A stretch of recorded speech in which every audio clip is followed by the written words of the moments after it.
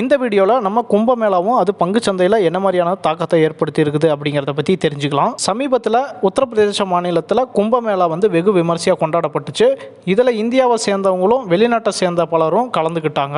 62 கோடிக்கும் மேலான மக்கள் கலந்துக்கிட்டதா தகவல் தெரியுது. இந்த கும்பமேளா மூலியமா 3 லட்சம் கோடி வருமானம் ஈட்டி இருக்கிறதா தகவல் வெளியாகி இருக்கு. இந்த வருமானம் டூரிசம் செக்டார், ஹோட்டல் செக்டார், மேலும் இதை சம்பந்தப்பட்ட எல்லா செக்டார்லையும் சாதகமான தாக்கத்தை ஏற்படுத்தி இருக்கு.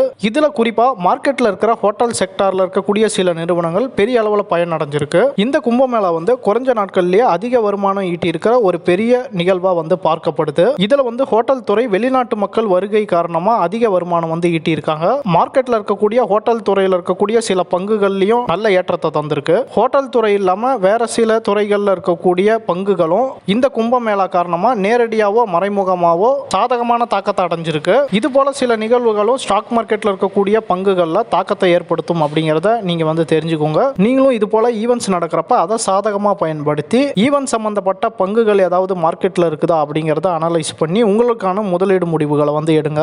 இது போல பங்கு சந்தை சம்பந்தப்பட்ட செய்திகளை நீங்க தொடர்ந்து பார்க்க எங்க சேனலை சப்ஸ்கிரைப் பண்ணிக்கோங்க.